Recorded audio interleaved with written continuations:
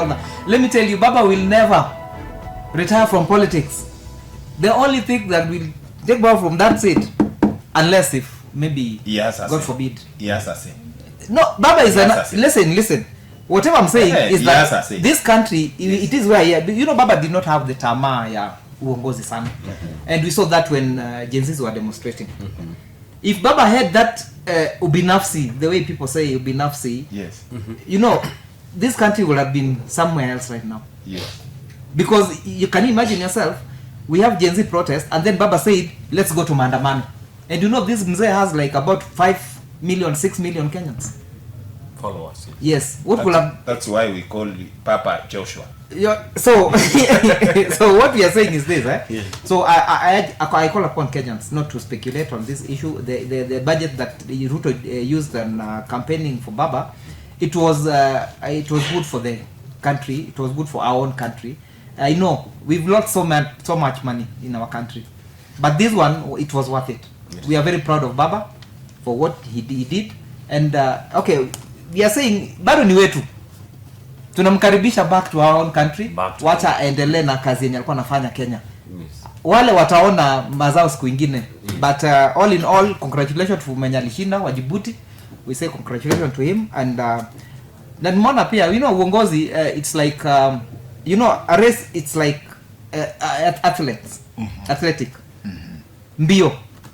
Mtu wa kwanza kukimbia na kuingia kwa hiyo mlango, huyo ndio. It doesn't matter how many are you. Amwezi ingia wawili, definitely lazima ikuwa mmoja.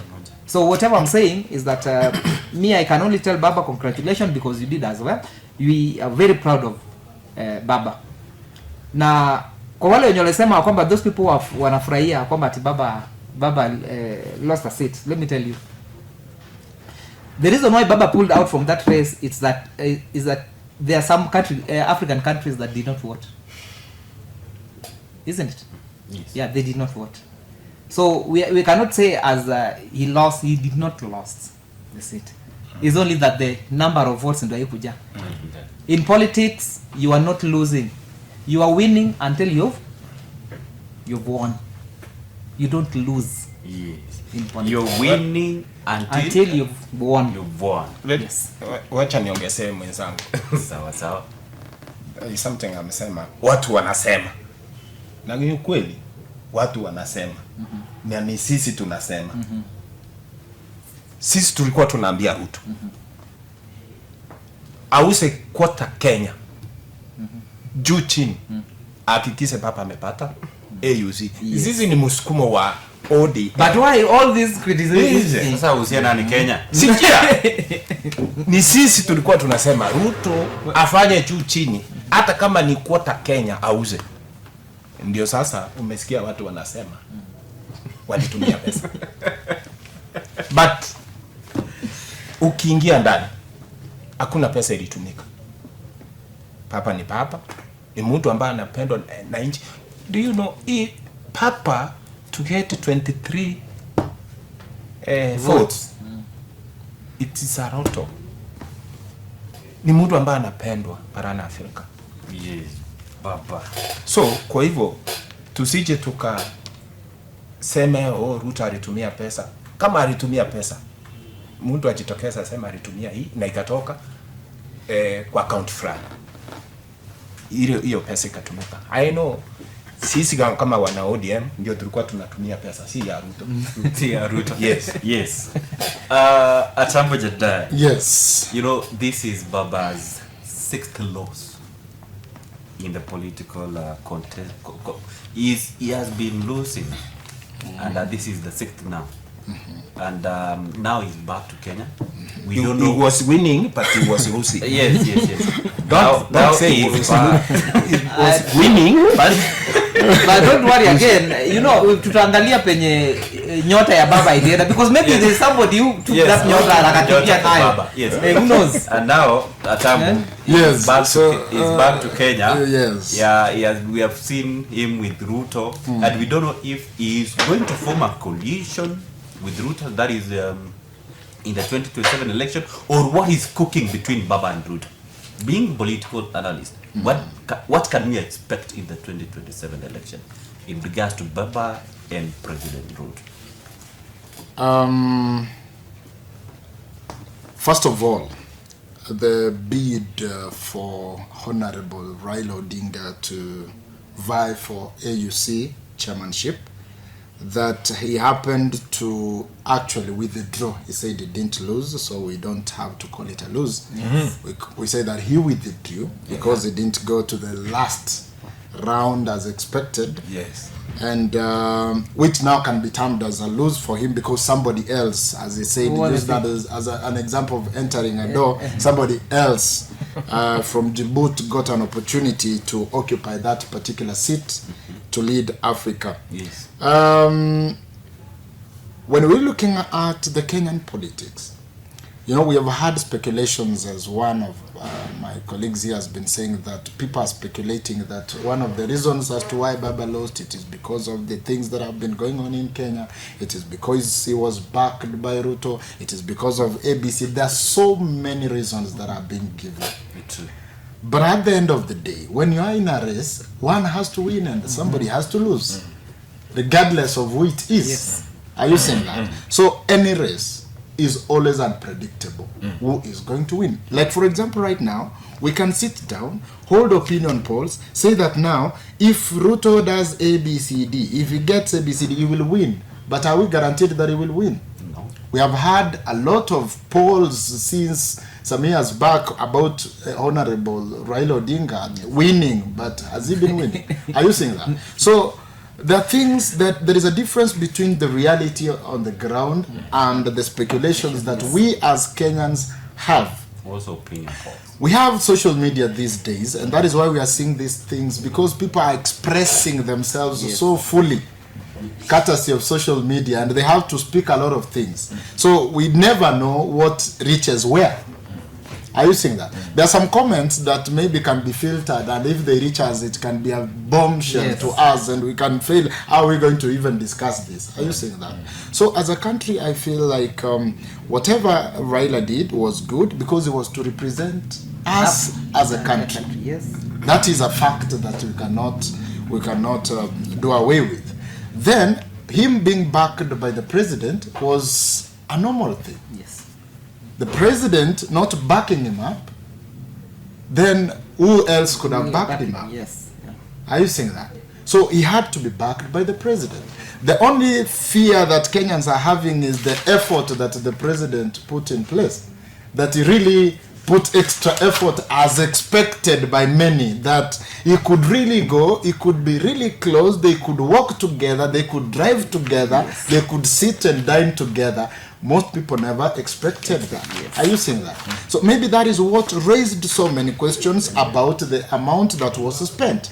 But again, as a government, we always call for accountability. Definitely, there was some amount that was spent. Are you saying that? Yes. And if there was amount that was spent, that amount was not just withdrawn from the bank. There was a budget that was done. So the government, the best they can do is just to account for the expenses, to avoid such kind of speculations that we are hearing and seeing taking over the social media. Are you saying that? So when we're talking about this issue, all the issue of Raila and the AUC seat, I think we are okay. Now he's back in our country. What next for him? And there isn't government. We have been seeing Honorable Raila Odinga trying to put his people as experts in Ruto's government. Are you saying that? So definitely him being the biggest expert, he has a choice to make. Because what I'm foreseeing is he might be called in as the overall expert into the government to help or aid operations. Now he has a choice to either accept or decline. And he has given an ultimatum of almost a week that he will be announcing his next move. Whatever we need to do here is to avoid speculations. But if we are to speculate, definitely, as per the relationship they're having right now, they might join hands and form something. That is Honorable the President, William Ruto, and Raila, Odinga, because I think from this short period of time, they have developed a relationship, a political relationship.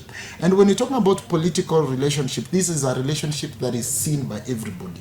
But they always, these politicians always have a personal relationship. So sometimes even if you hear Raila next week say that, now I don't want to back this government, I want to be a standalone man, they will still be friends. It is only us down here who will be quarreling and saying, oh, ABCDs, but they will still be friends. Whatever they have is political interest. So let's just remain calm, display patience, and wait for his next move. After he makes his move, he definitely has his followers. If they agree that they are going to join hands, let the followers also do it. Agree with that, because at the end of the day, whatever we are foreseeing here, or whatever that we need as a country, is a peaceful country that is progressing positively. So I think that is my submission on matters Raila and Ruto meeting up, making arrangements, whatever arrangement they are making, we're waiting. We saw the Raila Odinga saying that the budget of 13 billion, that was not true, because Africans love him so much. Some countries are so generous. He was given accommodation and meals. So there was no money actually that was spent. But that one, personally, I take it not as a fact, because definitely there was money that was spent. The only thing they need to do is, let's learn to uphold accountability as a country. If we uphold accountability, we will not have any issues. Actually, that is one of the ways that we can kill even corruption in our country. Sure. Sure. Of course, that is Atambo Janai, our political analyst here on EBC TV, and of course joined by Honorable Richard Otara, that is the former aspirant for Kenya Ward MCA City, that is in Kapseret, Uasin Gishu County, and of course we have Kefaso Cheng, that is the former aspirant MCA City, Kimumu Ward in Moiben constituency, Uasin Gishu County. Remember, this is Albert Gilbert We Talk on EBC TV, and this is Political Clock. Remember, we are heading for our short break. We'll be back with more.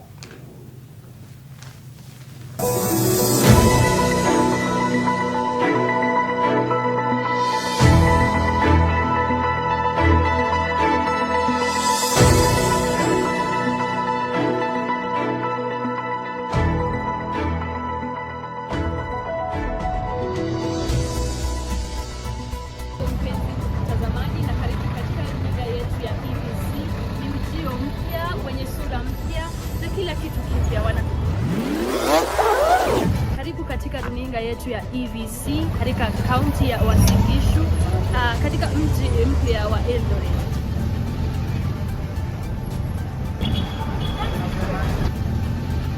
Kwenye ukurasa mpya kwa wanahabari wapya, wako wewe mtazamaji, kwa njia mpya.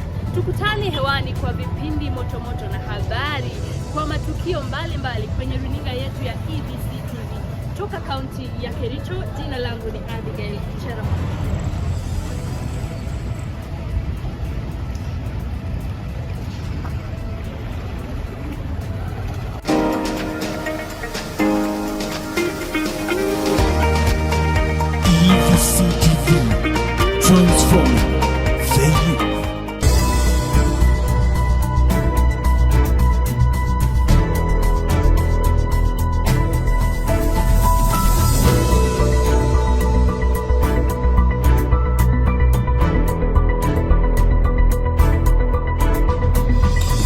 Welcome back. This is Political Clock here on EBC TV.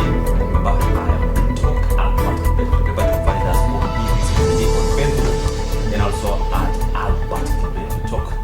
Here today on Political Clock, we are joined by Kefaso Cheng, former aspirant for Kimumu Ward in Moiben constituency, Uasin Gishu County, alongside Richard Otara, that is the former aspirant for Kenya Ward in Kapseret, Uasin Gishu County, and of course, Atambo Janai, our political analyst.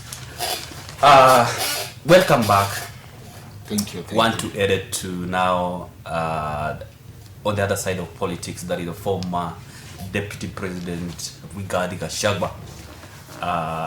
Recent days is captured saying that if Ruto removes or in by any incident, Martha Koome, that is the Chief Justice, is ousted out of the office, then President Ruto should not step in Meru County or maybe Mount Kenya.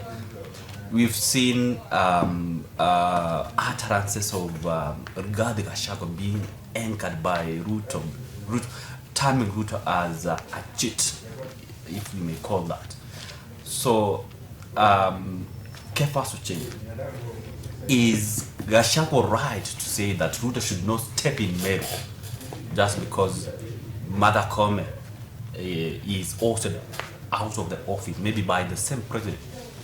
I want to tell former Deputy President Rigathi Gachagua to go slow on these things. The reason why I'm saying that, you know, such a leader, he has been on the highest office of the land, in this land. Second in command. Second in command, for that matter. So when you hear such utterances from him, it is very wrong, because that is like incitement. You cannot tell the elected president William Ruto not to visit his own country, the people that he worked for. It is very wrong. We know Rigathi Gachagua, whatever he is doing right now, Rigathi Gachagua is a bitter person. Let truth be told, he's a bitter person. The reason why I'm saying that is that it's because Raila is in government right now and he's out.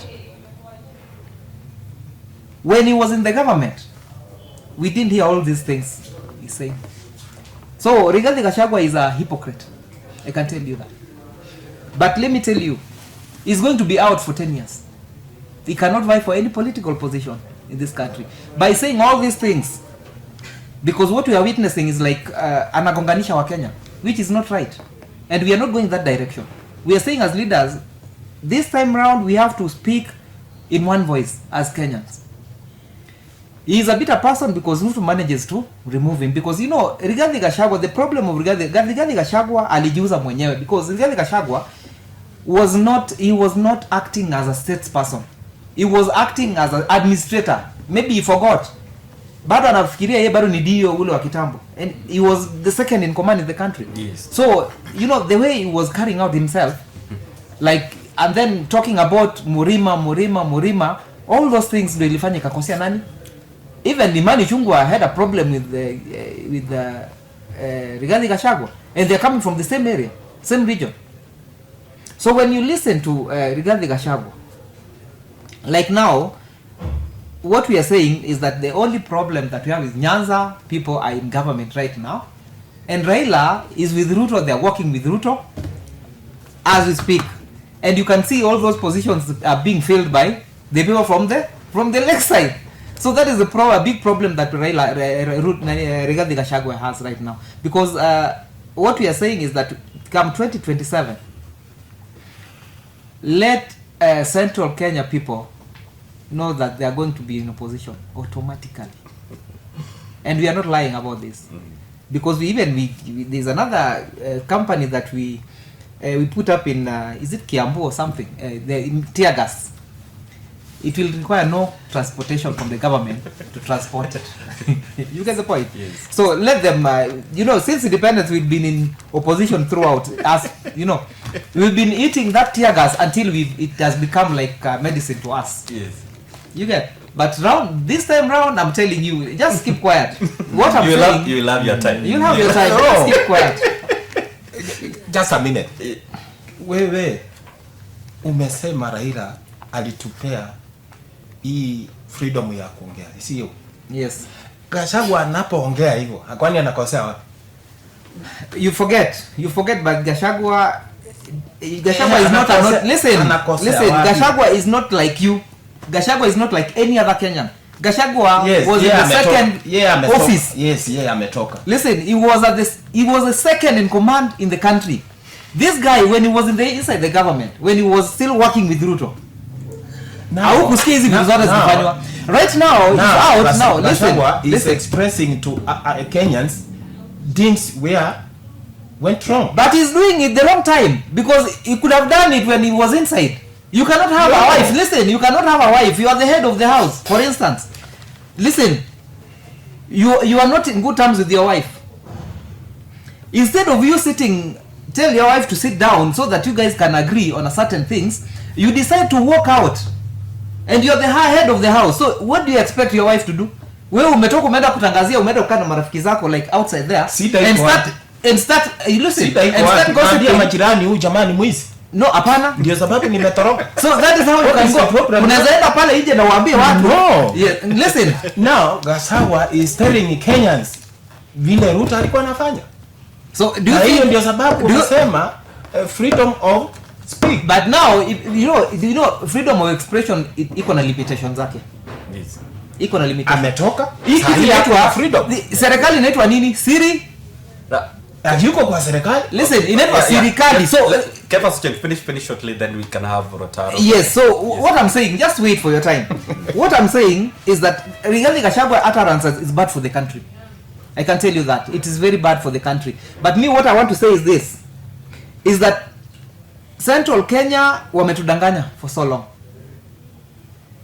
Raila supported who? Raila supported Kenyatta. He said Kibaki Tosha. That is 207. Yeah, he's a 202. Yeah, he's a royal.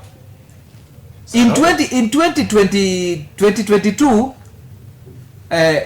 Uhuru Kenyatta, former president Uhuru Kenyatta, said he was going to support us, isn't it? But what did we witness? He supported. He didn't. He supported. He didn't. He did not. And let me tell you, in that, maybe I learned two things in President William Ruto. Two things. One, hard work pays. Two, patience do not pay. Raila has been patient for how long? Almost all his life. but now, patience is going to pay. No, patience does not pay. It is going to pay. Still, that is speculation because we are not sure whatever they're planning. But what I know is either we only have two things in government right now, yes, come 2027, and I want to predict is either Ruto stepped down for Raila or Raila supported Ruto. Nobody. That is my opinion. Matiang'i, personally, I cannot vote for Matiang'i. Because in politics, you need three things to fight for presidency. One, you need goodwill. Two, you need political muscle. Three, you need finance. He is not in that category. How do you know? I know he is not in that category. How do you know? You know what? You know okay, what? I will have that time. Okay, thank you. That is Honorable Kefa. Check. Now, Richard Rotara. You know, this has been a lot of, there's been a lot of speculations on this matter. And, you know, Gachagua said that he will lead a demonstrations if Martha Koome is removed from office by the state, that is by President Ruto. And we have heard what Kefa Sujeng has to say about that. What do you have to say about it? Hey, kama ni mimi ningefanya kama yeye. Kama nani? Kama Gachagua. Uongoze maandamano. Yeah. What do you mean, mheshimiwa? Wewe ukasema at 7 judges wanaondolewa kwa ofisi. For what reason? For what reason? Kama ni mtu mmoja aondolewe, but not 7 of them. What reasons? Si watuambie. Let them display the reasons why these 7 judges are going to be removed. Yes. Even not so, even me, I can campaign Gachagua for demonstration. Yes. Now, let me ask you. You're saying they want to remove 7 judges from the office. What if they found guilty of gross misconduct? You know, us speculating, but we really don't know what really happened. They can't. Yes. We don't know. We don't know what really happened, because you know somebody cannot just come with something and start by saying, "I want to remove these people from office." If Martha Koome is found guilty right now, he will have to go, and we know the criteria to be used to remove a CJ. We know the Constitution is very clear on these issues. I know. That is one. Two, Martha Koome cannot be removed from that office unless there is something that she did. And we've seen so many cases in courts. We've seen so many cases whereby Kenyans do not get the justice they deserve. And this starting from last election, we saw that. We saw it. So by saying Martha Koome cannot be removed, we are going as per the law. If he has found guilty of the gross misconduct of the office, I think. But all in all, the Constitution protects the seat of the CJ. No one can remove CJ until 7 years. until 7 years. Yes. Atambo Janai. Yes. Could this be a conflict between the executive and the judiciary? Or what do you have to say about the utterances by Gachagua, and also if this CJ, the president of the Supreme Court, is guilty of something wrong, and also about the 7 charges? What do you have to say on a neutral ground? Let me begin by agreeing with whatever that you've said, that this is indeed a conflict between the executive and the judiciary, because number one, we have 3 arms of government: the legislature, the executive, the judiciary. These 3 arms are supposed to work together yes. so that they can deliver to the citizens of this country. But when you start realizing that there are wrangles again that are sometimes politically affiliated, then there is a problem somewhere. Are you seeing that? So to start with, before I touch on matters regarding Gachagua, this issue of the Chief Justice Martha Koome, if indeed there is any allegation or any aspect of gross misconduct, or she's found guilty of anything, then she's not proper to hold that particular office. Because we are not going to look at people undermining citizens, not giving them justice or good services as they deserve according to the constitution, just because their surnames are from some area. Yes.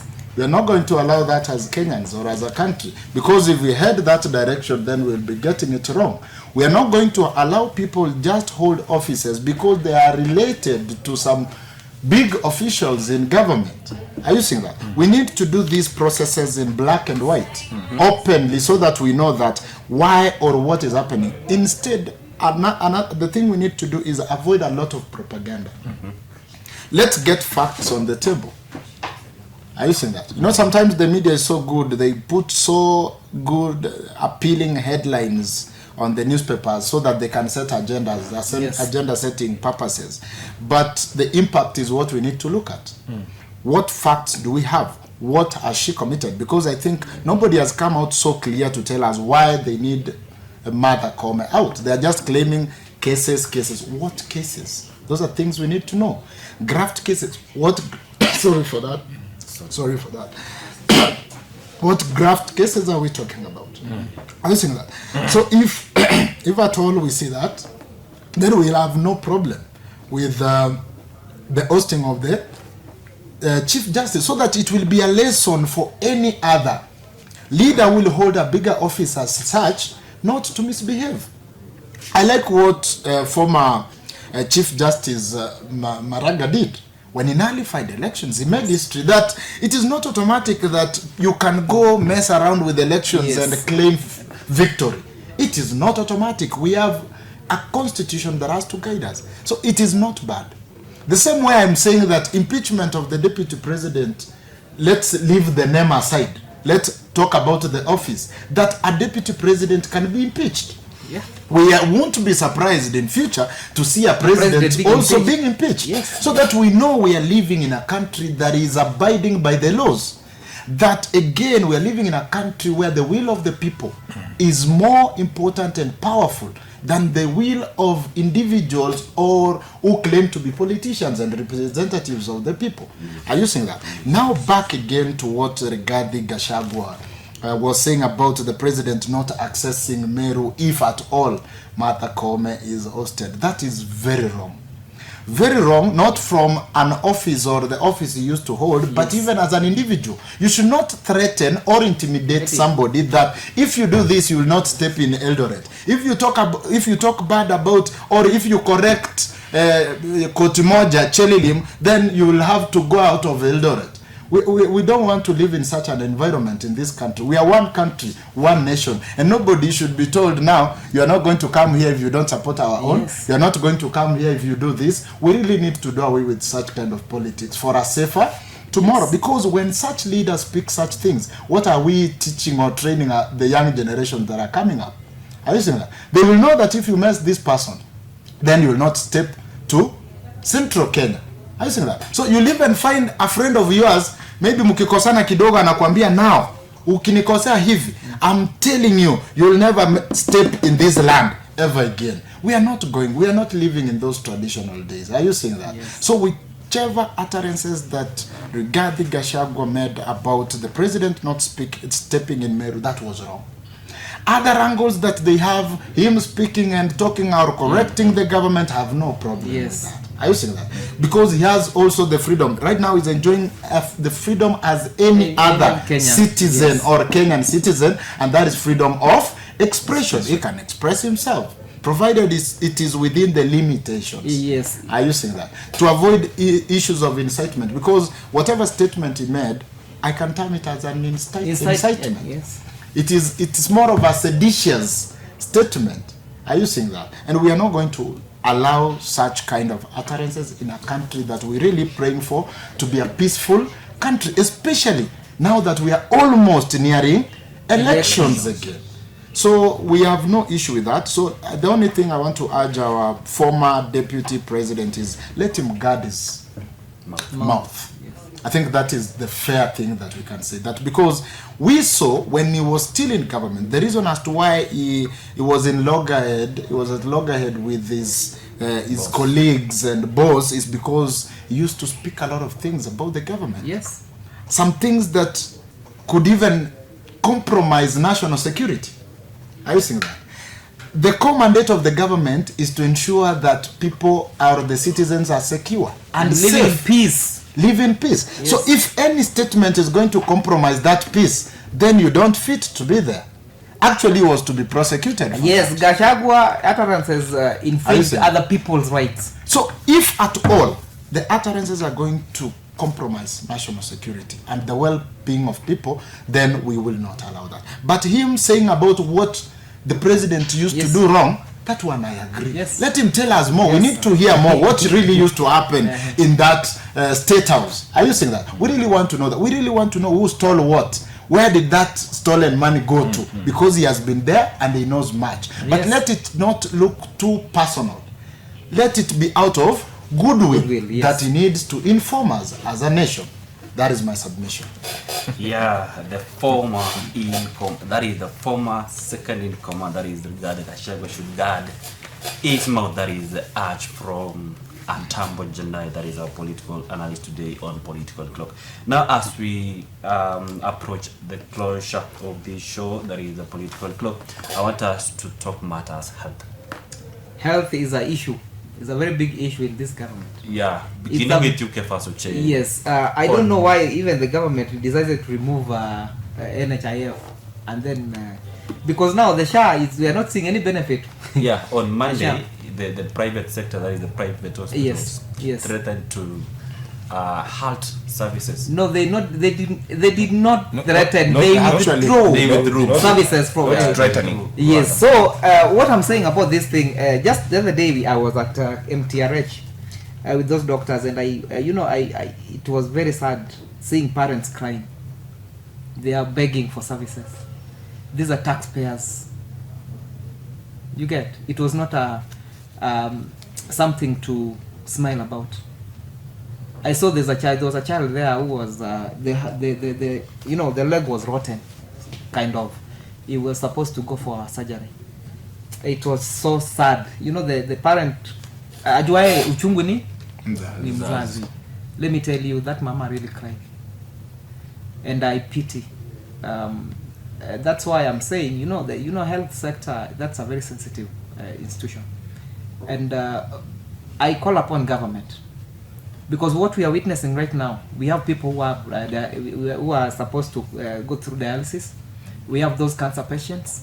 Right now, if you can afford like 10,000 per session, how many people can afford that? Now, private hospitals are saying that if you go to their hospitals, you'll have to dip in to your pocket to pay, because they no longer give services of SHA. The reason why government owes them close to 30 billion. 30 billion. And people are paying. People are paying for that service. They are paying is like their money are being deducted every month. And you're going there and then you find that you can't get any service. Is this the country we need to live in? That is the question we are asking. So what I can say about SHA was okay, maybe Ruto had good plans for this thing, but maybe there's nobody who is telling him the truth, what is happening on the ground. So I call upon the president to at least take time and go. I want him to take upon himself, together with the Ministry of Health, together with the county bosses, governors, at least to make sure, let them go down there and find out what is happening. Let me tell you, it's not something you'll smile about. So I call upon the government, His Excellency the President, William Ruto, to come into this matter. Let them find a solution, permanent solution for these problems. Matters of education, even now, children are not even getting the help loan. And yet the institution that deals with that are saying they've released the money, the funds. Yet students, they don't have the funds. They can't learn anymore. There's a problem. There are things that are supposed to be fixed in this country. I think President needs to be very serious about these things. Yeah. True. That is Kefaso Cheng, the former aspirant for Kemomo Ward in Moiben constituency, was in Bishop County. Now to Honorable Richard Otara. If you go today to a private hospital, you won't get services there. Thank you. No. Unless you pay. Unless you pay. Yes.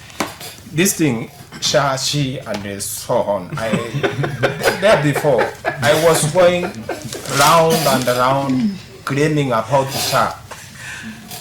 I was going, myself, I was just going around and to see what's happening about the SHA and the she and whatever. And I told the people, SHA, it is a scam. SHA, it is a disease. And it is coming, it is going to come like a chronic disease to our people. I congratulate a private hospitals to withdraw from SHA, so that the government can hear this thing, the voice of people. You see now. So let President come down and listen. Kenyans, how SHA will going to work, or to return NHIF. Haitusaidii. Watu wanakufa, especially yule mama ambaye mtoto wake alikuwa anataka na 1 point something. Tukaambiwa SHA inaenda kulipia. Na SHA ikaenda ikamlipia 23,000. Zingine mtu analipa 5,000 ndio upate matibabu. Now ukisoma gazeti kila wakati tunaambiwa registered members SHA, it is 17 million. If you as a member of SHA, you paid 5,000 times 17, alafu unakosa 30 million kulipa private hospitals. You see, mimi niliwaambia hii ni scam, my friend. Hii ni wizi ambayo imekuja kuibia wa Kenya. Ni kama hii pesa zenye tunalipa e-citizen. Wewe unalipa ikienda kwa nani? Wewe umeifuatilia ujue tunalipa na e-citizen inaingia kwa account ya nani? Ni ya serikali. Nani ana control? Ana hajawahi tuambia kutoka hii mwezi mpaka mwezi fulani. Kenyans, they have contributed a such amount. That's none. So, wakati mtu anapolipa pesa kwa SHA, this is a lot woman. Na unashindwa kulipa private hospitals ili tupate matibabu. Kwa hivyo, President arudishe NHIF vile ilikuwa. Tuachane na mambo mengi ya kutuambia ni kuboresha maisha yetu. Si kuboresha maisha yetu, ni kuua wa Kenya. You see, the system of SHA, so many people do not understand how this thing works. Hapo nyuma, when you used to pay for your NHIF insurance cover, it was going direct to the institution direct. But right now, if you pay that money, you pay through what? eCitizen. So that means eCitizen, that money goes direct to the national government. It is a Direct. Before it goes To the hospitals, yes. And for it to be effective, it will take like about 3 months. So for instance, if you are sick right now, how will you get that services? I think that's where, in this country we have the best policies ever. The only problem that we have, those people who are supposed to implement these policies, that is where the problem lies. And then there's this thing that if the new administration is coming in, start changing systems, it is not a good thing to do. You cannot interfere with the previous systems we are using, because when we had NHIF, we didn't have all these problems. People were used to that system, but now we have new one that they are supposed to get conversant with, which is very, very, it's very hard. very hard. Yes. Now, Atambo, Yes. they say change is inevitable, and if you refuse change, change will change you, of course. We've changed from NHIF to SHA. Yeah, And you've heard Richard Rotara saying that NHIF was better than SHA, as he said that SHA, she, whatever. We've not found a real thing what can assist the people, and they're saying that the president should listen to the people of Kenya in terms of health matters. Are we in the right direction? Did the change us? Is SHA going to help, or we should reverse back to NHIF? New is good, but old is gold. Old is gold. Yes. When we are looking at this transition from NHIF to To SHA. SHA, we always like new ideas, and everybody could be so happy if you are bringing something new on the table that is going to bring a positive impact to us as a people. Are you seeing that? But now, the only problem that we are having here is that we are just bringing something that has not even been tested. We are testing it on people's lives. This is an health issue. This is not something that you can joke about.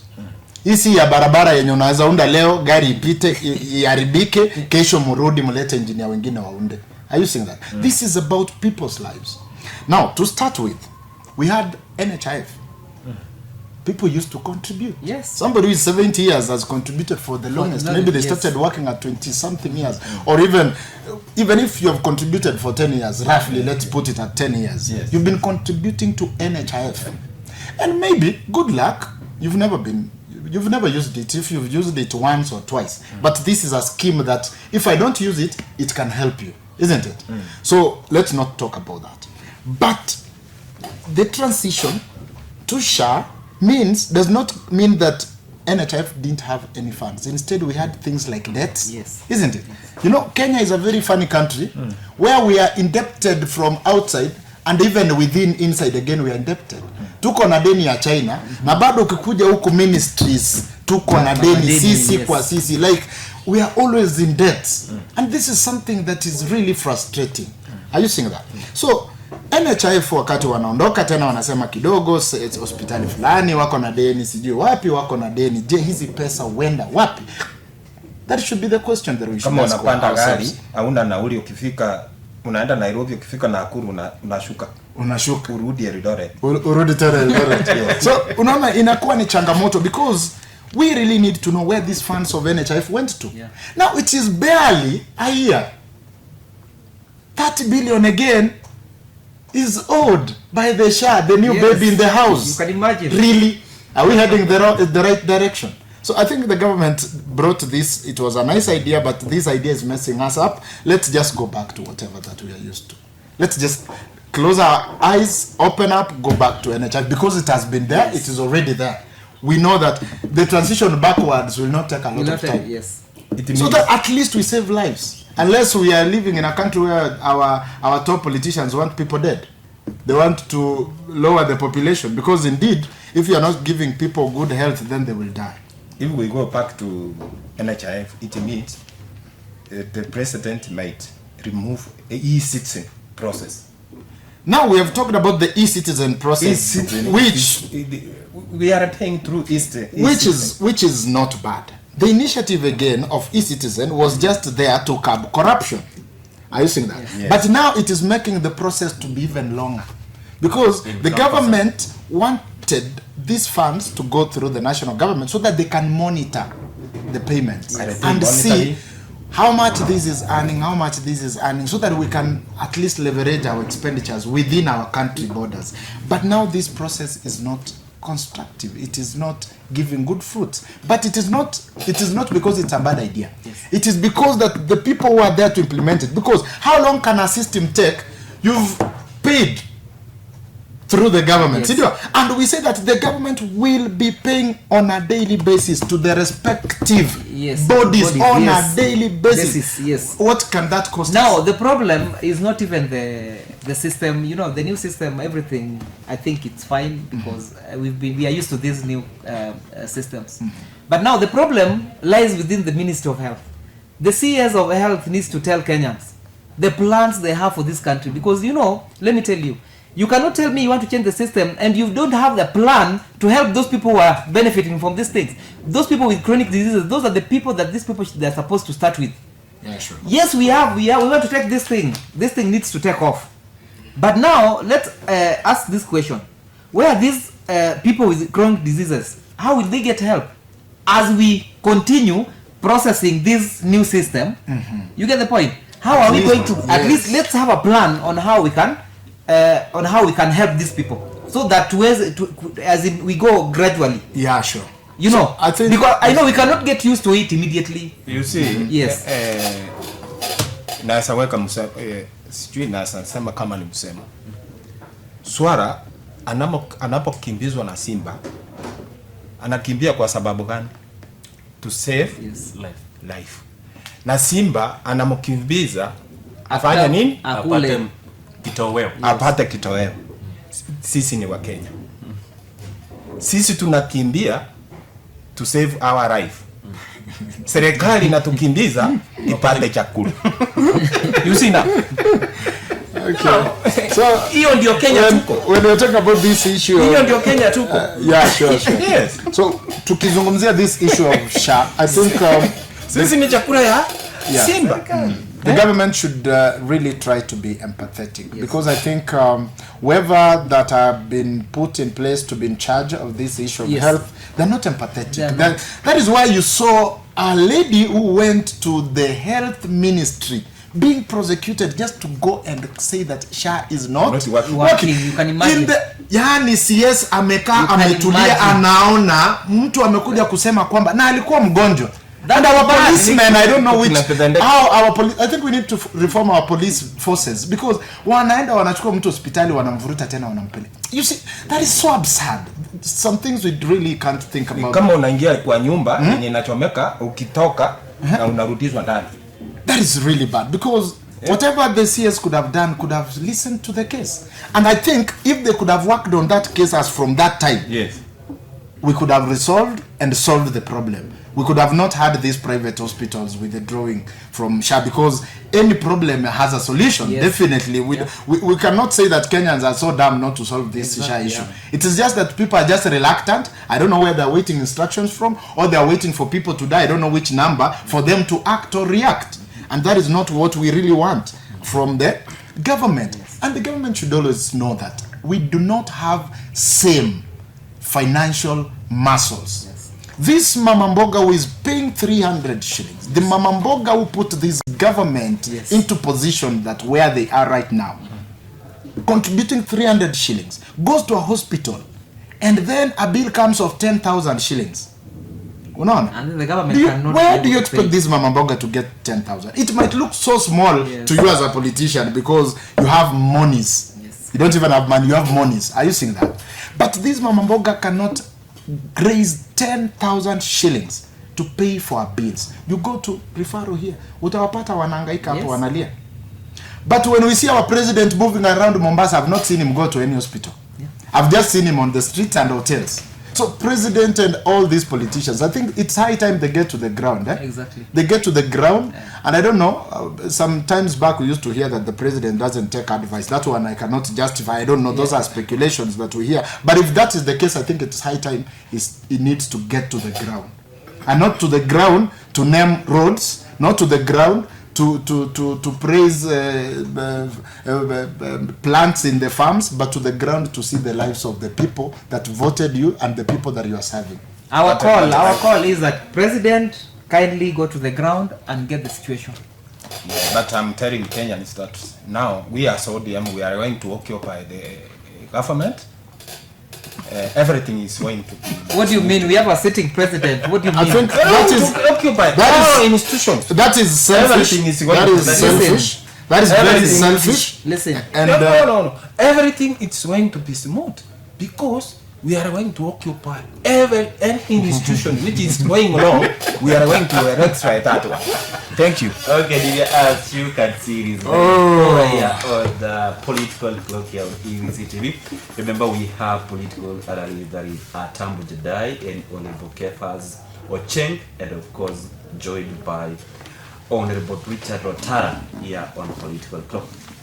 And now, as we come close to the end of this, now I think it is high time we have parting shots from you guys as we end the show. And starting with you, Kefas Ocheng, your parting shot.